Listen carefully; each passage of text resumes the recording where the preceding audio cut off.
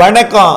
செல்வகுமாரின் முக்கடல் காற்று பற்றிய அறிவிப்பும் இலங்கைக்கான வானிலை ஆய்வறிக்கையும் 2025 மே 30 வெள்ளிக்கிழமை அதிகாலை நிலவர ஆய்வறிக்கை. அதிகாரப்பூர்வ வானிலை அறிக்கைக்கு இந்திய வானிலை ஆராய்ச்சித்துறை அறிக்கையை பார்க்கவும். முதல்ல முக்கடல் காற்று பற்றிய அறிவிப்பு. நேற்றைக்கு வங்கக்கடலில் நிலை கொண்டிருந்த ஆழ்ந்த காற்றழுத்த தாழ்வு மண்டலம் வங்கதேச கரையை கடந்தது. வடக்கு வங்கதேசத்தில் தற்பொழுது நீடித்துக் கொண்டிருக்கிறது. அதனைத் தொடர்ந்து அது செயலிழந்து தாழ்வு பகுதியாக வடகிழக்கு மாநிலத்தின் அருணாச்சல பிரதேசம், மேகாலயா மற்றும் அஸ்ஸாம் பகுதியை நோக்கி நகரும். அதனைத் தொடர்ந்து அண்டை நாடாகிய பூட்டான் பகுதியை நோக்கி நகரும். இதன் காரணமாக தென்மேற்கு பருவக்காற்று கேரளாவில் குவிக்கிறது, குமரி கடலில் குவிக்கிறது, மன்னார் வளைகுடா வழியாக தமிழ்நாட்டின் கடலோரம் வழியாக வடக்கு நோக்கி பயணிக்கிறது. இதனால தயவு செய்து இன்றைக்கும் கடலில் மீன்பிடிக்க இறங்க வேண்டாம். கடவாய் பகுதிகளிலும் லேசாக காற்று இருக்கு. ஆனால் நீலகிரி வால்பாறையில் கொஞ்சம் வலுவான காற்று இருக்கு. காற்று தரையில் வெப்பம் இருந்த பிறகுதான் மாலை இரவில் கொஞ்சம் காற்று கணவாய் பகுதிகளில் வந்தால் வரும். ஆனால் இப்பொழுதைக்கு தரையேறாத காற்று குமரி கடலை சுற்றி கொண்டு வலுவாக பயணித்துக் கொண்டிருக்கிறது. இன்றைக்கு வலுவான காற்று 45 to 65 கிலோமீட்டர் வேகத்தில் இருக்கும். நாளை 45-50 கிலோமீட்டர் வேகமாக குறையும். 1ஆம் தேதி 45-35 இருக்கும். 2ஆம் தேதியும் 45-35 இருக்கும். முக்கடலிலுமே இருக்கும் இந்த காற்று. 3ஆம் தேதியும் 45-35 கிலோமீட்டராக இருக்கும். 4ஆம் தேதி 30-25 குறைந்துடும். அப்போ 4ஆம் தேதி தாங்க விசைப்படகு மீன்பிடிக்க போகலாம். 4ஆம் தேதிக்கு பிறகு எடை குறைந்த படகும் செல்ல முடியாது. 4ஆம் தேதி வரைக்கும் விசைப்படகு செல்ல முடியாது. 4ஆம் தேதிக்கு பிறகு விசைப்படகு செய்யலாம். 4ஆம் தேதியிலேருந்து விசைப்படகு போகலாம். 3ஆம் தேதி வரை முடியாது, சவால் இருக்கும். 1ஆம் தேதி வரை கடும் சவால் இருக்கும். 2ஆம் தேதி 3ஆம் தேதி சவால் இருக்கும். சவால் சந்தித்து போகிறோன்னா போகலாம், ஆனால் அச்சுறுத்தல் தான். விட்டு விட்டு வீசும் காற்று வலுவாக இருக்கும். 4ஆம் தேதி வரைக்கும் போக முடியாது. 4ஆம் தேதி பயணம் மேற்கொள்ளலாம். ஆனால் 4ஆம் தேதி எடை குறைந்த படகு முடியாது. 5ஆம் தேதியிலிருந்து நீங்கள் எடை குறைந்த படகு மீன்பிடிக்க போகலாம். 5ஆம் தேதியிலிருந்து எடை குறைந்த படகு மீன்பிடிக்க போகலாம். 5, 6, 7 தேதி வரைக்கும் மீன்பிடிக்கலாம். மீண்டும் 8ஆம் தேதியிலிருந்து காற்றோட வேகம் மன்னார் வளைகுடாவில் அதிகரிக்கும். 8ஆம் தேதியிலிருந்து காற்றோட வேகம் மன்னார் வளைகுடா, தமிழ்நாட்டின் கடலோர பகுதிகள், இலங்கை சுற்றுவட்டார தென்மேற்கு வங்கக்கடல், தெற்கு மத்திய வங்கக்கடல், அந்தமான் கடற்பகுதி எல்லாம் வங்கக்கடல் முழுவதுமே 9ஆம் தேதியிலேருந்து 8ஆம் தேதியிலேருந்து காற்று அதிகரிக்கும். 8 விட 9 இன்னும் கூடும். 10, 11 மிகவும் வலுத்திருக்கும். அரபிக்கடலிலும் அந்த காற்று இருக்கும். 11, 12, 13 எல்லாம். ஆகவே அரபிக்கடல் உள்ளிட்ட முக்கடலிலும் 4ஆம் தேதியிலிருந்து மீன்பிடிக்கலாம். 5ஆம் தேதியிலிருந்து எடை குறைந்த படகும் மீன்பிடிக்கலாம்.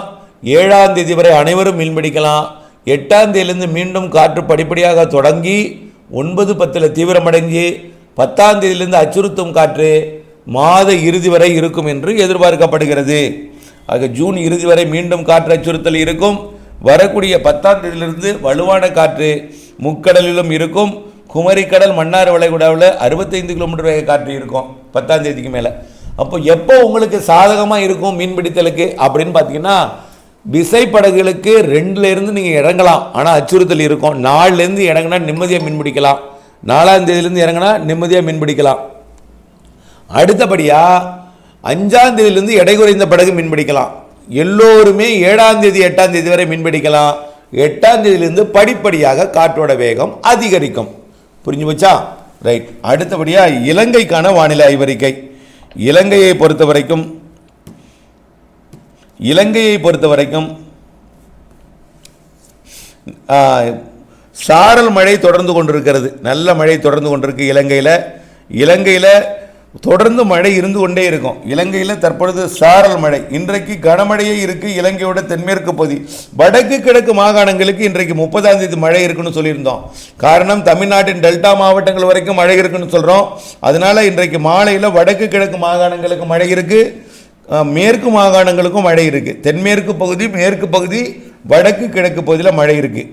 இப்படி இலங்கையோட ஒட்டுமொத்த பகுதிக்கும் ஒரு குளிர்ந்த சீதோஷ நிலையும் சாரல் மழையும் இருந்துகிட்டே தாங்க இருக்கும். தமிழ்நாட்டுக்கு தான் கொஞ்சம் தீவிரம் குறைஞ்சிருக்கும். ஆனால் இலங்கைக்கு மழை இருந்துகிட்டே இருக்கும். தென்மேற்கு பகுதியில் சாரல் இருந்துகிட்டே இருக்கும். இலங்கையின் ஒட்டுமொத்த பகுதிக்கு இதமான வெப்பநிலை, மேகமூட்டம்லாம் இருக்கும். பெரிய வெயிலெலாம் எதுவுமே கிடையாது. இலங்கையின் தென்மேற்கு பகுதியில் மட்டும் மழை இருக்கும். அப்பப்போ வெப்பசலன மழை பொழிவாக கிழக்கு திசைக்கு எட்டும். ஒரு சில இடங்களில் மழை இருக்கும். தினசரி இதமான வெப்பமும் ஆங்காங்கே மழை இருக்கும். 30ஆம் தேதி வரை, இன்றைக்கு மாலை இரவு வரை கனமழை இருக்குது. 31ஆம் தேதி லேசாக இருக்கும். 1ஆம் தேதி 2ஆம் தேதி 3ஆம் தேதி மிதமாக ஆங்காங்கே இருக்கும். ஆனால் 4லிருந்து 8ஆம் தேதி வரை கொஞ்சம் தீவிரம் குறைஞ்சிருக்கும். 7ஆம் தேதி வரை, 8ஆம் தேதியிலிருந்து மீண்டும் மழைப்பொழிவு இலங்கைக்கு தீவிரமடையும். 8ஆம் தேதியிலிருந்து கண்டிப்பாக ஜூன் மாதம் பின் 20 நாள் நல்ல ஒரு வலுத்த மழை இருக்குது. ஜூன் பின் அரைப்பகுதி பிறகு 15 நாள் கனமழை, மிக கனமழை பொழுதுமே இருக்குது இலங்கைக்கு. ஜூலையிலையும் அதே போல தான் அதிக மழை இருக்குது.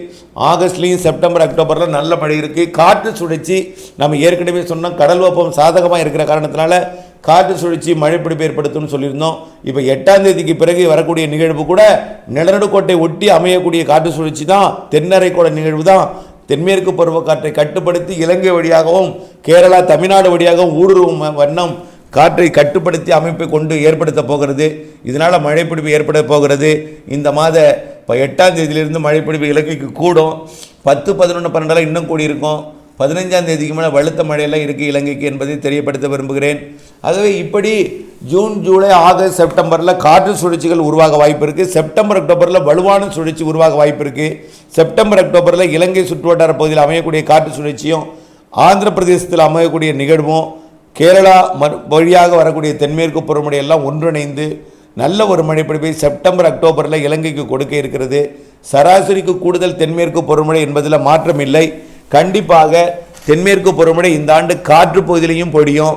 பொதுவாக இலங்கையோட தென்மேற்கு பகுதியில் மட்டும்தான் வலுவான மழை இதுவரைக்கும் கொடுத்துருக்கு. கொழும்பு, காலி, கோட்டை பகுதிகளில் உள்ளே போனிச்சுன்னா ரத்னபுரா மற்றும் கண்டி போன்ற பகுதிகளுக்கு கொடுத்துருக்கிறது. பிறகு பார்த்திங்கன்னா ஹம்பந்தோட்டை வரை கொடுத்துருக்கிறது. ஆனால் புத்தளத்துக்கு வடக்கே மழை கொடுத்ததில்லை.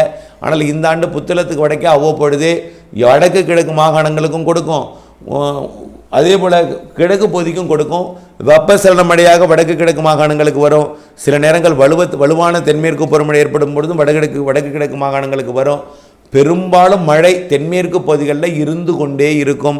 நல்ல மழை இலங்கைக்கு காத்திருக்கிறது. 2025 தென்மேற்கு பருவமழை காலத்தில் வடகிழக்கு பருவமழை இதைவிட கூடுதலாக இருக்கும். கண்டிப்பாக வடகிழக்கு பருவமழை சிறு நிகழ்வும் அதிக மழை தரும், வலுவான நிகழ்வும் உண்டு.